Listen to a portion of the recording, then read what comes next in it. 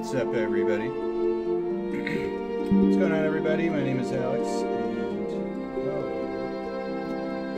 technical difficulty. Give me 1 second here.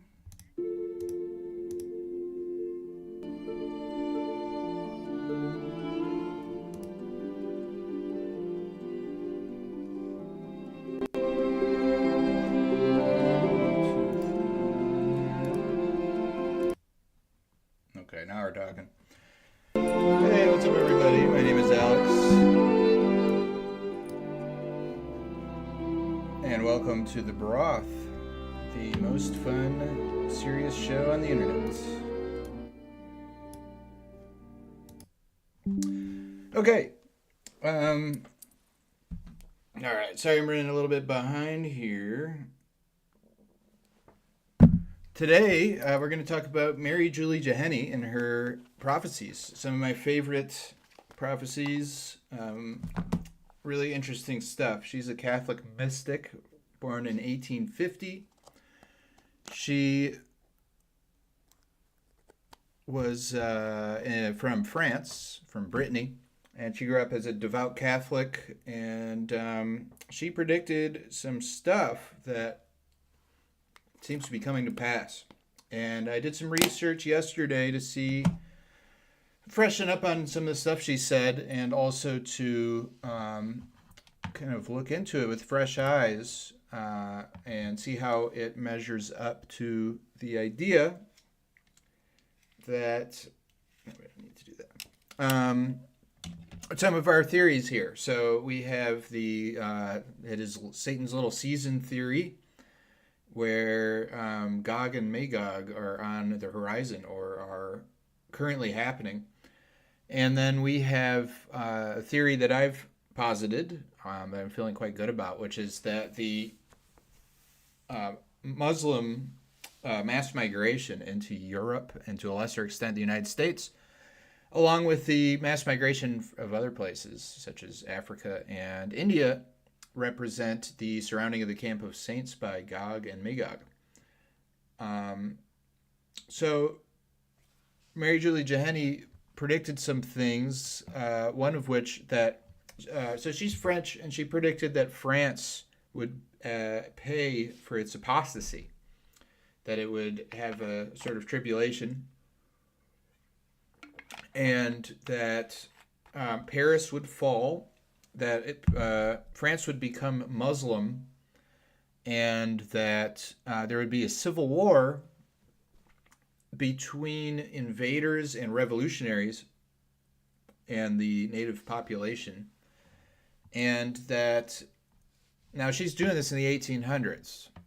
So it kind of led some credibility, because here we are, unfortunately, seeming to be on the precipice of some serious problems. I mean, there already are serious problems, but I am of the opinion that Islam in Europe is waiting to become activated. That is a militant religion. They believe in conquering the world. They do not shy away from force as a means to conquer the world. And they're now in a position where, in a lot of countries, they have a lot of power. They've got, their mayors, their governors. They are lawyers, police chiefs, all sorts of stuff, thanks to the government. And she, who's complicit in this, she has made a prediction about the government as well, predictions about the church, and so we'll talk about all that. I'll want to mention right off the bat here, she was experiencing this stuff as a Catholic, and was deeply in touch with or connected to the bishop, her local bishop, who validated that. So she was a stigmatist. She had stigmata, which means that she was bleeding from the same wounds that Christ had. Many people have had this. Padre Pio's had this, and many others. And like with Padre Pio, came along with visions and predictions.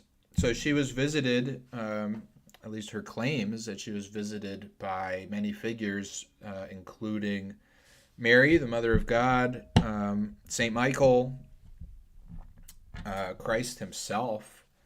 And she had doctors come and look at her and verify, same with Padre Pio, that she was indeed bleeding from these wounds, that they do not appear self-inflicted in any way. And then what makes them sort of obviously supernatural is that these wounds don't fester, they don't heal, they just stay wounds. And so the bishop submitted to the Vatican that this was happening and gave it his signature of approval. Now, the Vatican, this is sort of par for the course. In such situations, the local bishop will examine these things and they will either give their approval or not. And the Vatican will do an investigation. There's many examples of this. And they will look into if they believe it was supernatural, if they believe it was indeed from God, or if they believe that it was not from God. And so recently in the news there was thought to be a Eucharistic miracle. I forget where, but a Eucharistic miracle is something like when the Eucharist, the communion wafer, as the Protestants call it, turns into actual flesh or has a spot of blood on it or something like that. And they do scientific tests on it and they'll validate or invalidate if it's something supernatural happening. The one that was recent, like just a couple days ago, they judged that it was not supernatural, that something else was going on. They're very careful about these things. The reputation of the church is dependent on them being good judges. And what they did with Marie Julie Jahenny is nothing. This is essentially her case is still open. So her bishop validated it, but the ultimate decision from the Vatican never happened. This isn't unusual particularly. This is something that might happen when part of the claims seem valid, but other parts they're not sure. And I think that's what's going on here. Specifically, her stigmata, legit. Some of her prophecies, we just don't know. And I could understand why the church would hesitate to rule one way or another. So, yeah, back to who she is. Born in 1850 in France, grew up in a devout Catholic family, showed piety from a young age. She had mystical experiences. They began at age 23 when the visions and ecstasies and stigmata all began. She had all 5 wounds, which is more unusual. Padre Pio also had all 5. He had some predictions as well. I don't know a lot about them. I'm going to look into them and probably do a show on, if there's enough to just the prophecies, I'll do a show on that. If not, I'll do one on just Padre Pio in general because he's awesome. And yeah, well, so what was I going to say? Oh, so 5 wounds. So she had the hands, the feet, the side, the crown of thorns, and the scourge marks, wounds. So she had all of them. As far as I know, Padre Pio is the only other one that I know of that had all 5. So as I said, her local bishop approved. His name is Bishop Fournier of Nantes. In 1875, he recognized her stigmata and the initial prophecies as authentic, and the Vatican never ruled on it. This is similar to La Salette, which was in 1846, which got local approval, and Vatican was cautious about it. They're cautious about things like over-ambiguousness, future-oriented messages. You know, how can they validate if that's real or not? So we may come to a time where her prophecies have been fulfilled. And, this is not scripture. It's not totally validated. It should be taken with a grain of salt. But, use your own judgment. Let's see what you guys think of what she has to say. So, some of her key prophecies: a spiritual crisis.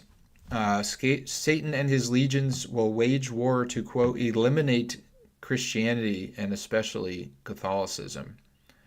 France will become Muslim and deny the divinity of Christ. Violence, slaughter of Christians, especially in Paris, and a civil war in France. Chastisements, 2 days of darkness and then 3 days of darkness, separate events, a burning plague and natural disasters. Then, so that's all bad news, but it starts getting good. The victory of France, the restoration of France as the, quote, first daughter of the church, with a great restoration, with a great monarch, and angelic pontiff, leading to a revival. So she predicts so we could sort of see this coming if the Islamists in France and other places become activated and decide to start killing Christians and try to take over and make Sharia law, etc. That spurring on a civil war, and eventually, after a lot of destruction and death, unfortunately, as she's predicting, and as anyone might predict, if you're looking at that, the victory of the French people and a huge return to the church for the French people, and a great monarch, bringing the monarchy back not only to France but to Europe, and an angelic pontiff, meaning a very holy pope that I believe she predicts would be from France also, and predicts would probably be named Peter or something else. I think I have that in my notes, so we'll get there. So we are looking at this in the context of being in Satan's little season. There's a little bit that might clash here. It doesn't all fit perfectly, but I think like many things, there's nothing particularly conclusive. There's a little wiggle room, though, and it's going to be part of the broader picture that we're painting here. So to bring anyone up to speed on that briefly, we believe that, and when I say we, I mean people who subscribe to this theory that we're in Satan's little season, that Jesus clearly said that he was coming right back, meaning the second coming was going to be in the same generation, meaning it was going to be in the first century. And that's when the tribulation would occur, and before that. So that basically, after Christ ascended, we have shortly after that, beginning with the destruction of the temple, the tribulation, which would last a couple decades, and that a lot of the history that has been, we think of as being between the first century and 1,000 years later, really all was crammed right into that time. Many of the wars, the destruction of Rome, the fall of Rome, and that led directly to, so we're talking about the Antichrist, all that stuff. And then Christ returns. Now, if you want to know more about that, there's other videos that I've made, and I also give recommendations of other sources for that. So according to the Bible, in particular Revelation 20, then Christ rules with the saints for 1,000 years, and at the end of the 1,000 years, or during which time Satan is locked up in the pit. At the end of those 1,000 years, Satan is released from his prison, will come out to deceive the nations that are the four corners of the earth, Gog and Magog, and gather them for battle, and that's where I believe that we are. Then we have the final rebellion, which we seem on the precipice of, possibly. And I'm positing that Magog is Islam and its allies. Magog is explicitly described as some of those countries, such as Iran and Syria, but also other allied nations, refers to Turkey as well. We're anticipating the military activation of fighting age Muslims in France and other places in Europe. I would love to be not correct about that. And so, taking these predictions, we see France's role as a key battleground, and perhaps the starting point, the ignition point in Paris. If anyone's been to Paris lately, I haven't, but from what I understand, watching videos and hearing people describe what it's like there, it is not Paris as we have known it.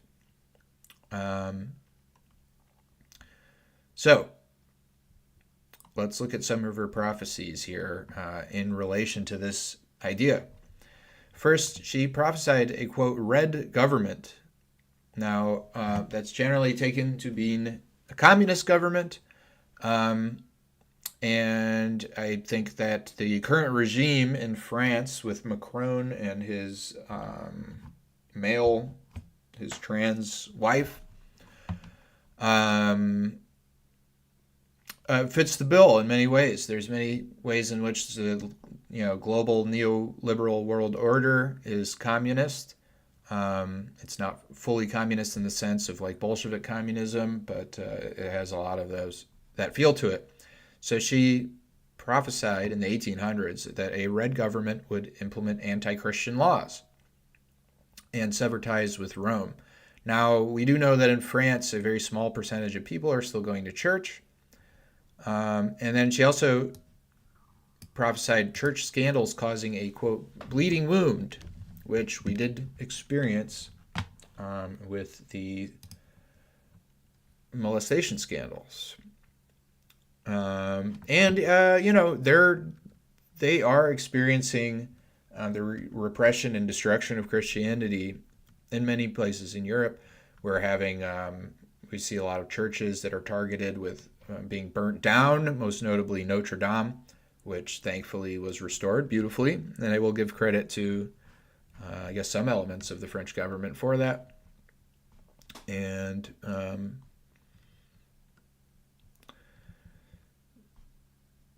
it's only 29% are Catholic in France today. They used to be all Catholic. So, I did want to look up anti-Christian laws in France. Let's do it this way.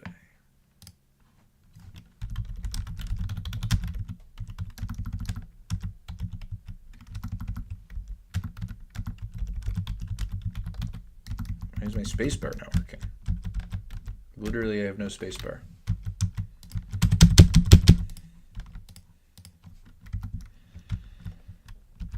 Maybe I can do it. Grok, help me out here.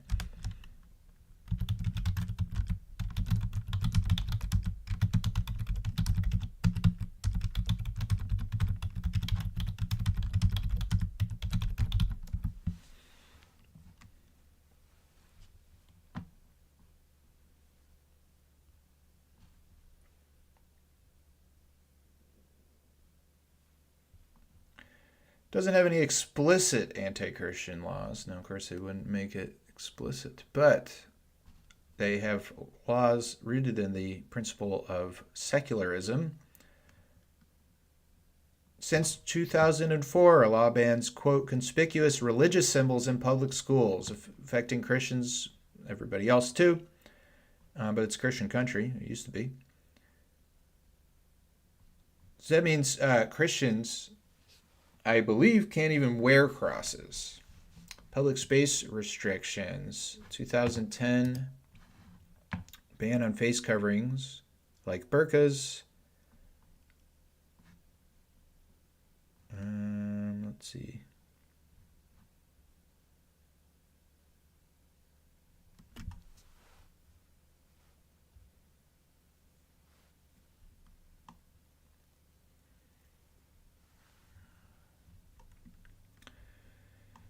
Yes, it is true. The French Revolution is when this began, and they had violent dechristianization. Some people might interpret some of her ideas as being about that, although the timing doesn't quite work. But for now, we can understand that nobody would have dreamed of not being allowed to display a cross in a public building much earlier than when Jahenny was talking. So, yes, France becoming Muslim. Let's say, well, I'm not going to be able to do much without a space bar. I don't know what's going on here. Oh, well, we'll see what I can do. As I mentioned before, the prophecy of violence and civil war, slaughter of Christians, especially Paris, civil war, the quote, violet fire in June and July, infernal conspiracies to start the revolt. Activation, okay, so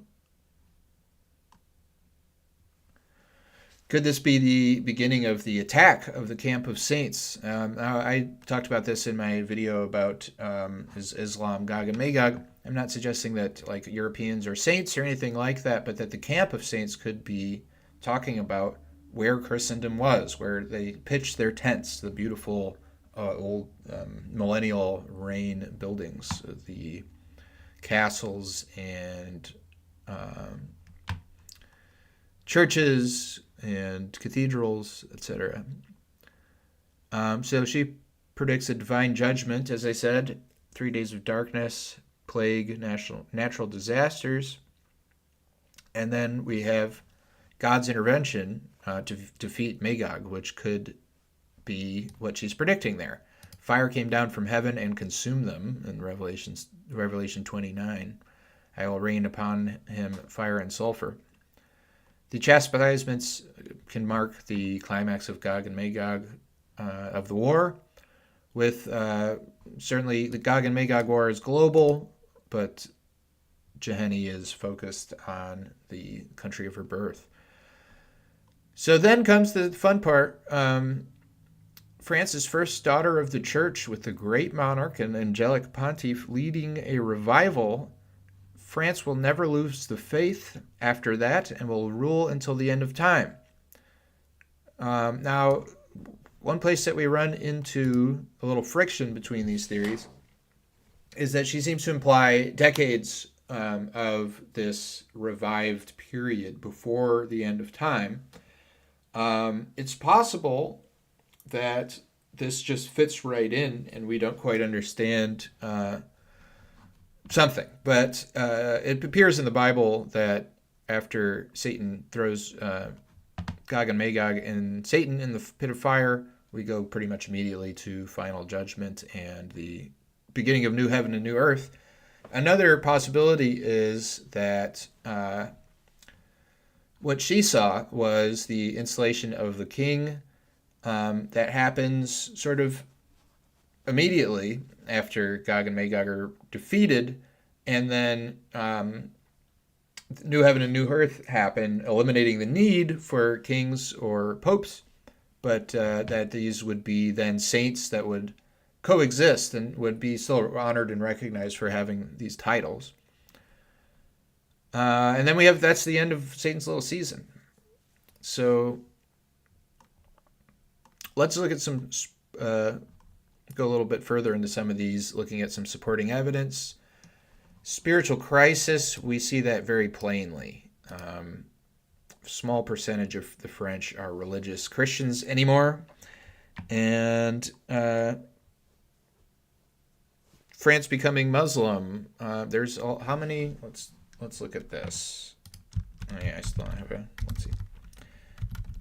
Tell me the numbers of the rising nation of Muslims in France and declining numbers of Christians the last, say, 100 years.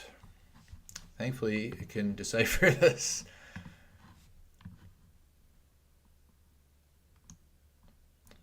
In 1925, France was overwhelmingly Christian, mostly Catholic, 95 to 98% of the population.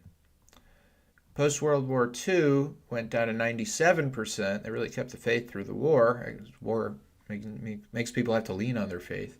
In the 80s, secularization accelerated. This is where we have the red government coming into effect. By the late 80s, 80 to 85% were Christian.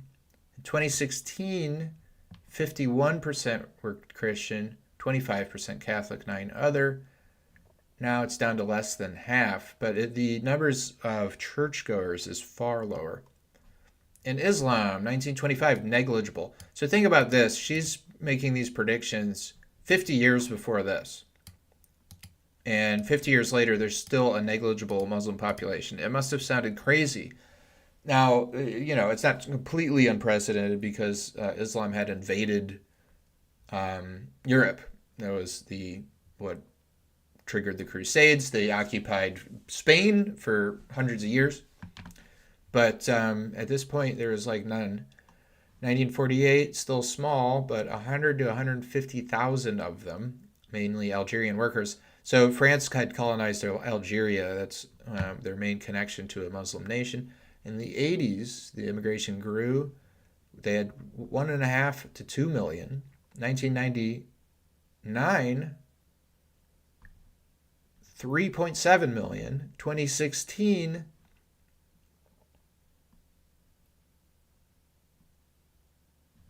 same thing, I guess. 2025, current estimate, 4 to 6 million Muslims, 6 to 9% of the population.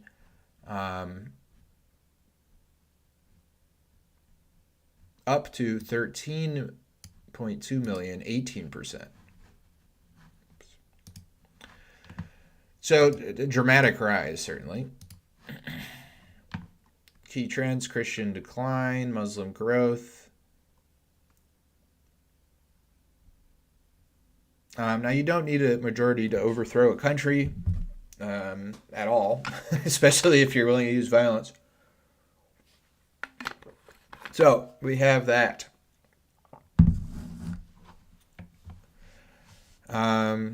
The activation of Magog, as I'm predicting, France will become Muslim, as she predicts, then violence, civil war, slaughter of Christians, infernal conspiracies. Infernal conspiracies being their French globalist government and usual suspects who are making this happen.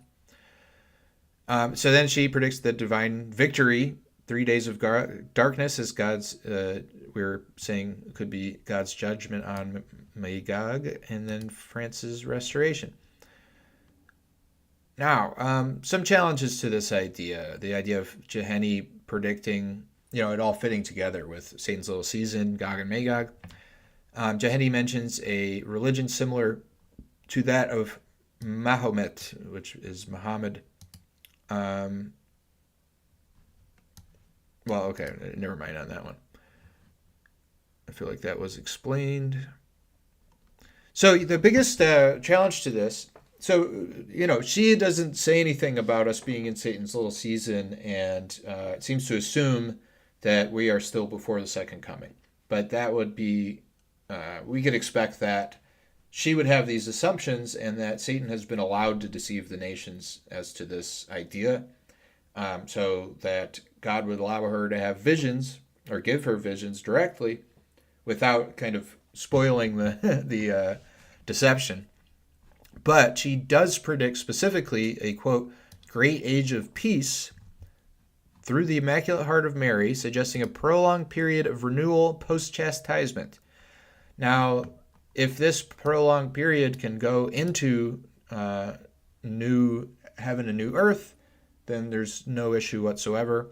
But it's a little bit like, in Revelation, I believe it is, it talks about there's no need for kings. There probably isn't a need for a pope. So she's talking about this king and pope having a big role, but it could still fit as in the way that I described before. Um, Now a strange one is she identifies the great monarch as Henry V, Count of Chambord, a specific person which who existed, and a lot of people expected, or people that believed in her prophecy thought this king was going to come back during that time. Now, I don't want to sound like I'm coping here. She could have just gotten that wrong.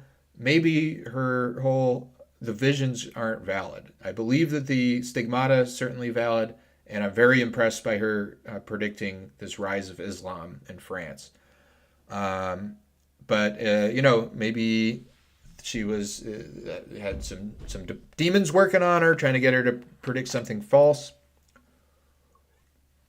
Maybe she just missed the mark on that. Maybe this is a little bit symbolic in some way. I don't know.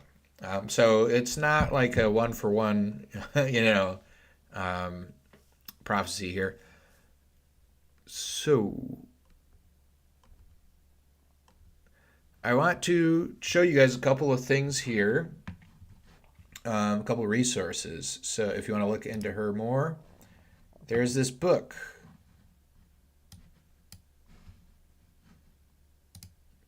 We Are Warned, the Prophecies of Mary Julie Jahenny.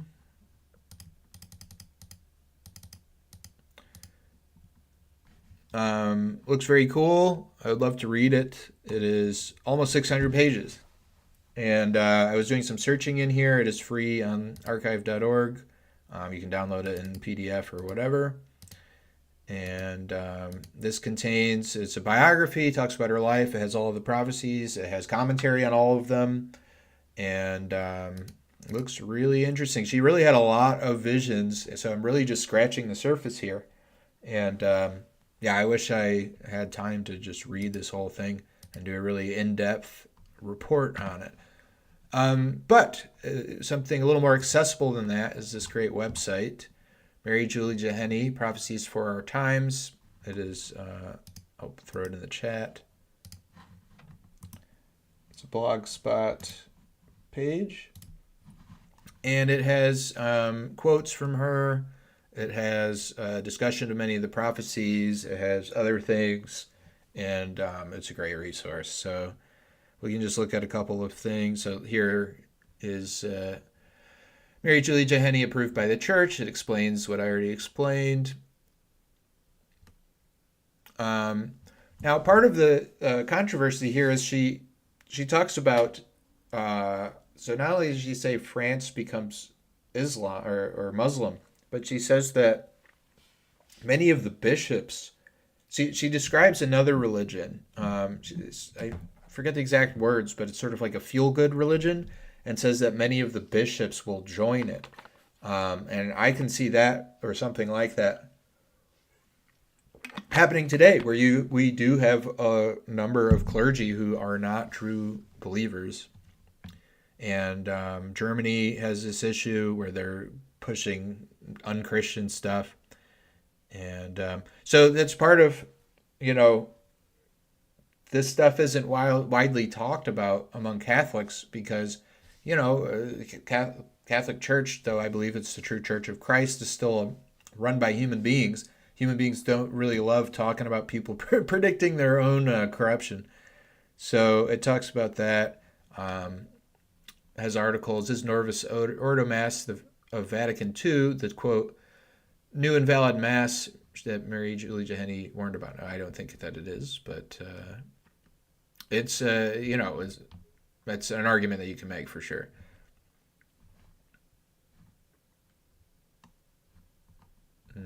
Let's check out this timeline of events. It's just a bunch of text. So yeah, this awesome quote about democracy, which I resonate with.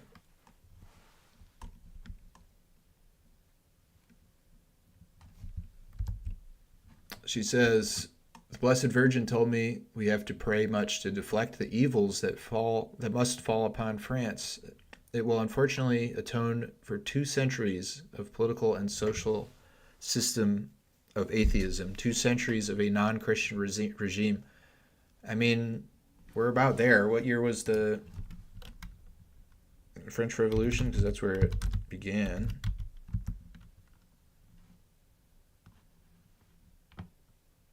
1799. So that would end in the 80s. So I guess a little bit, we're beyond that. Democracy is indeed and this might be controversial to some of you, democracy is indeed the Luciferian regime par excellence. The sole regime of a divine origin never comes from below, but only from above. Without making a pun, let us say in its very name it recognizes it is the devil that guides democracy. The devil is the master.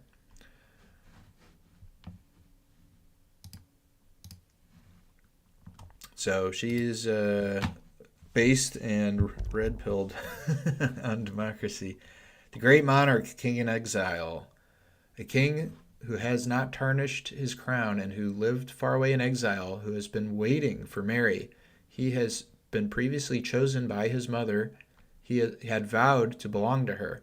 And the whole of France will rise again and come out of its captivity. He will revive the church and deliver the Holy Father. The foreign powers will have them also terrible punishments. So, interesting stuff. Let's see if there's anything else we want to talk about. St. Michael. So she had visions from St. Michael himself. The triumph of the living will be beautiful, said St. Michael, when the Holy Church, now surrounded by thorns, will be surrounded by a wreath of golden lilies. The lily is the symbol of France, fleur-de-lis. The defenders of the faith will be covered by the protection of heaven. Divine Jesus adds, I will populate France with new flowers when it has passed the deluge of my just chastisements. I will send St. Michael, Prince of Victory, bringing the lily to the resting place of your head.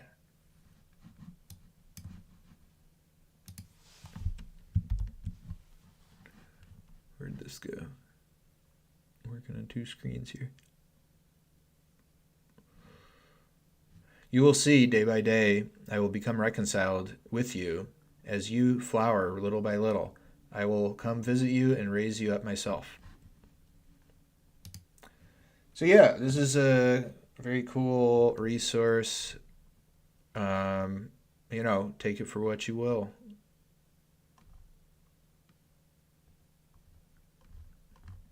There's a lot going on here. Places of satanic worship will be raised. I mean, we've been seeing this. 1882, Our Lady says to Mary Julie Jahenny, before the punishment of my adorable son falls over the land of France, there will be many souls who will lose the faith. This land will be covered with masses of guilty men who, from the bottom of the lodges, will work to glorify Satan to raise him places of worship in the greater part of France. And this definitely sounds like Masonic lodges he's talking about.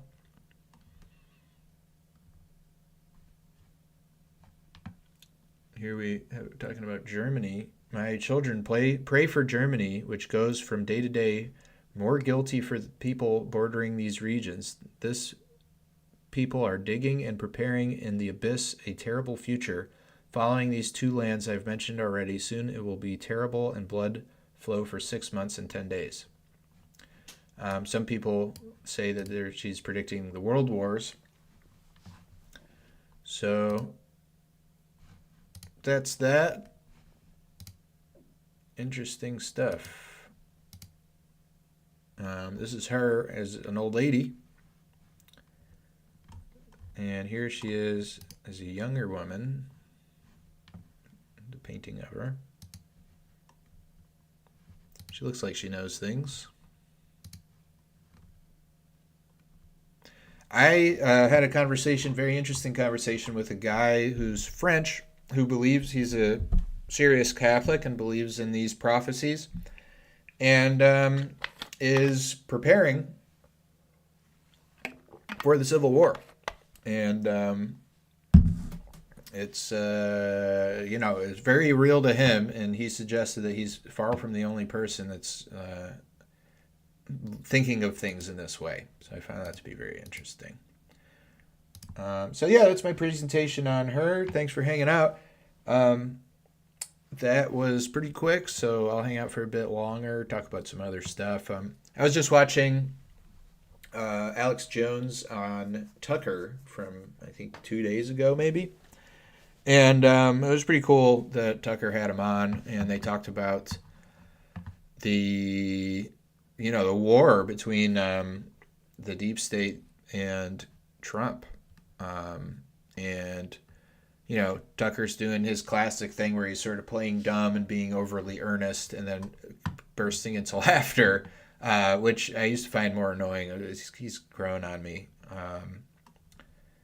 But what I really liked about the conversation is Jones was talking about this situation as good and evil and as a spiritual battle. And they were talking about how a lot of these people who are perpetrating this evil are themselves very afflicted, that they're miserable people, and that their participation in this evil is destroying themselves.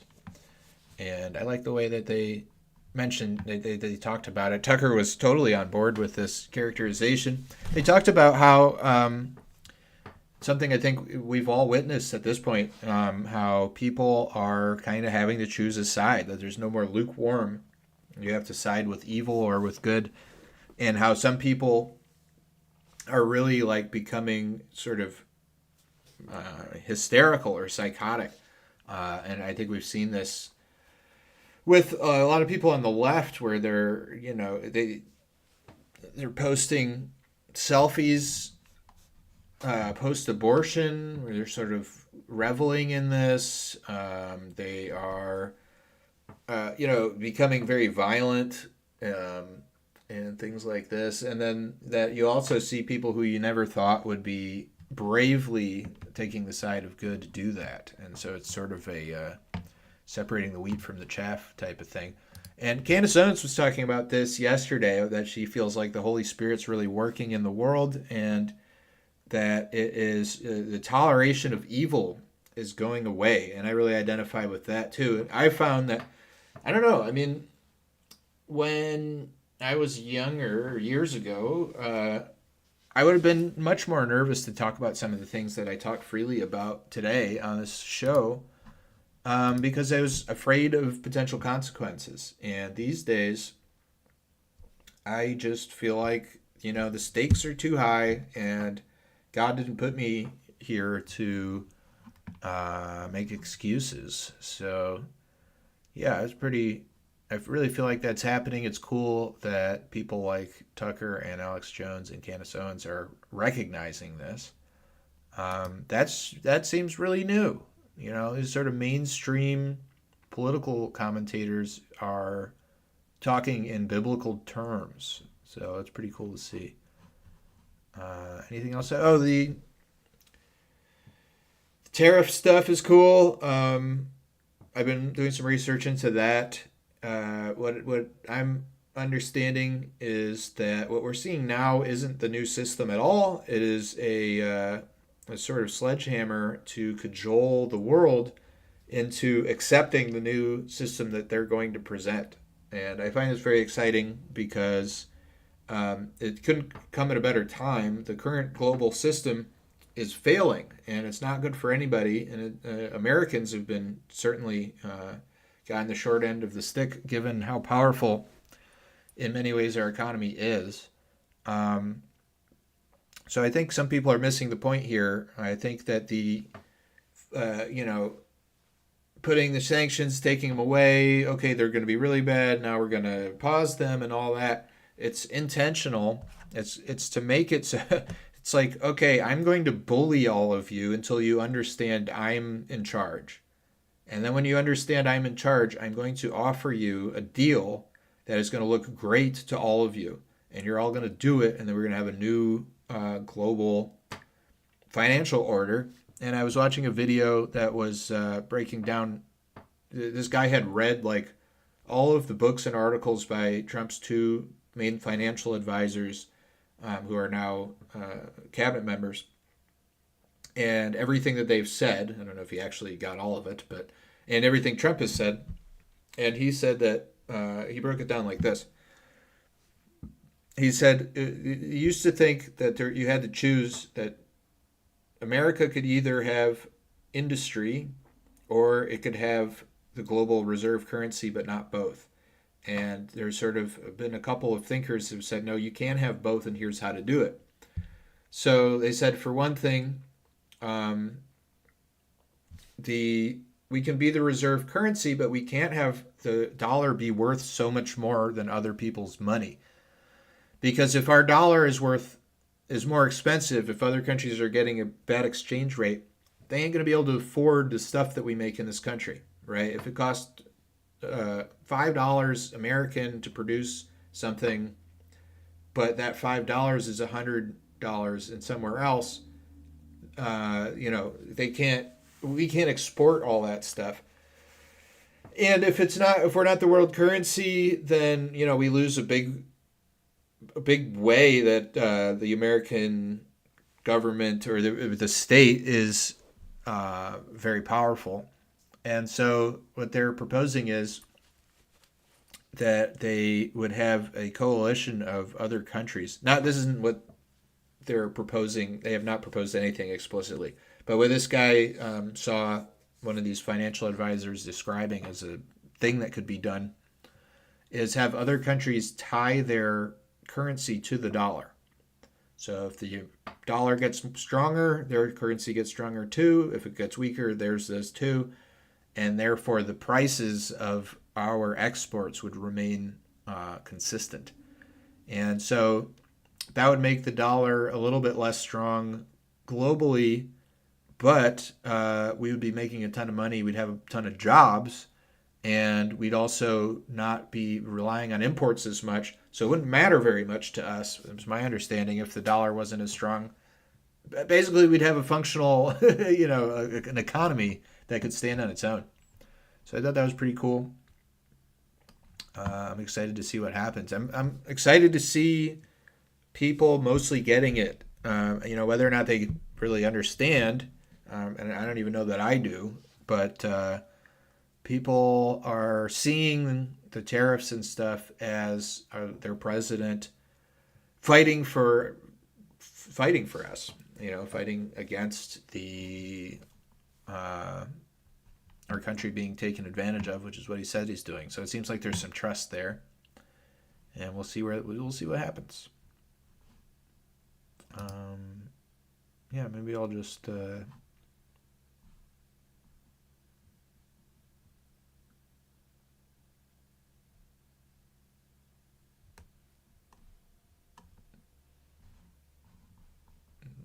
in per year to Israel have for a little 10 years. fun on the timeline. This just came out today. Israel's foreign aid deal expires in 2026. It's called the Memorandum of Understanding. So in 2016, under Obama, they passed a new MOU which said $3.8 billion per year to Israel for 10 years. And that was increased from the previous MOU. The previous 10-year MOU was $3.3 billion. They upped it to 3.8. Now they're saying that when the MOU is renegotiated in 2026 under Trump, they're going to go for a 25-year deal. Lock us in for 25 years, they said, to ameliorate the effects of political uncertainty. They mean if a Democrat gets in 10 years, they don't want to play hardball with some Ilhan Omar, Israel-hating leftist. So they're talking about a 25-year deal and focusing not on foreign aid money, although that'll of course be part of it, but co-development of weapons and intelligence sharing, like we have with the United Kingdom and Australia. That means Israel's going to have access to our intelligence community and co-developing AI, drones. They're going to have all the best stuff and probably have backdoor into our stuff. Symbiotic relationship in the most important critical national security industries, literally weapons, procurement, development, the whole situation. And all of that will be given to them. Well, hopefully that doesn't happen like that. That's interesting.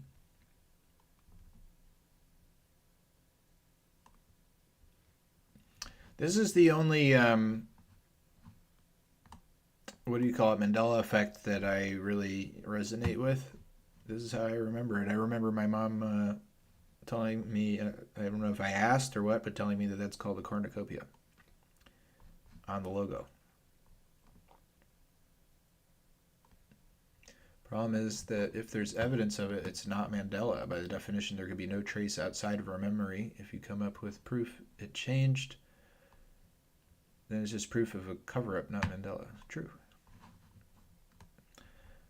Ian Carroll says, so I haven't seen a single clip where Douglas Murray shared evidence or disputed a fact with anything other than ad hominem and credentialism. Did he actually say anything of substance? Note, I haven't watched the episode because I'm not an expert episode watcher. Yeah, I haven't seen that, but it seemed like basically this guy battled a Jewish guy and called him anti-Semitic and a bunch of other names, and it didn't go very well. The Jewish guy being very anti-Israel. So I gotta watch some clips or something.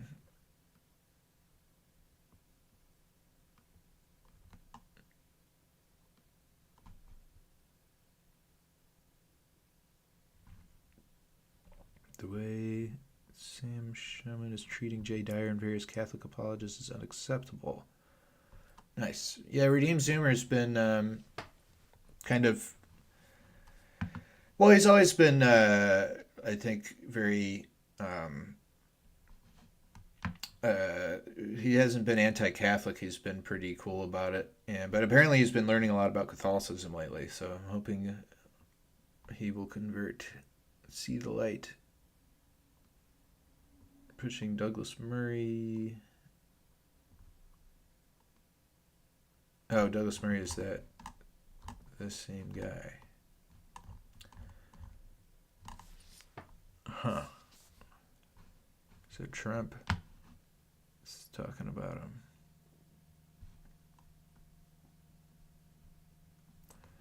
Yeah, I sure hope Q is correct about Trump and Israel.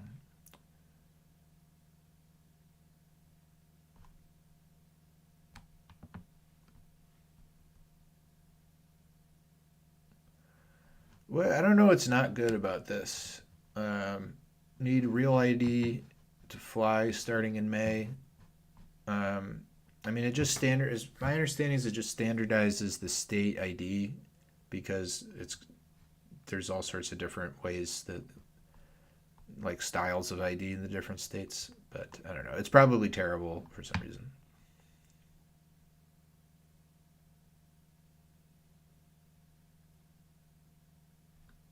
True. W. Sean Strickland. All right, well, that'll do it for me. Little announcements. I mentioned this yesterday, but this is my last show as doing it every day until next year. So there will not be a show tomorrow. There'll be a show on Monday, and there'll be a show every Monday unless things change after that. But it will be weekly all year. And then next March, we'll see, 5 days a week, 6 days a week for maybe March and April, something along those lines. Some part of that, for sure. Hold on, Leonardo's being funny as usual. Take it easy with the slurps, babe. I feel like I got herpes from this interaction. Man, she kills it. Alrighty, well, and here we have crazy elbow to the face. Now I'm kind of having fun on the timeline.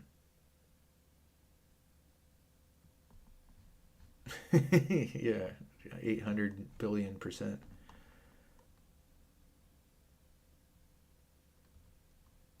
Nah. As a fat person, to see an evil person exist in society and be like, we want to make fun of him. Let's not make fun of him for his actions. Let's do this. Make his face fat. That will really hurt him. How is that the joke? How is that the evil thing? Like, make fun of a person's actions, not make them look closer to me. I mean, it's ridiculous. And that everyone... This guy's serious? You're already losing when you just identify it as a fat person. Just lose some sharing weight, it, and we get on want a to make fun treadmill. of this person. I totally get that. I'm on board for that. But just to be like, we're gonna make him fat, can't be the joke. There's so many things that we could be making fun of him for, but just to be like, making fun of fat people is funny, dude. let's make fun of him for his physical appearance. Let's actually not even JD Vance isn't overweight, isn't fat. He is, and let's make him fat, just and that will only make a little him feel bit. bad. It's a skill issue. They're not able to create comedy. I have this new thing that the whole world says they're funny. Almost nobody is funny.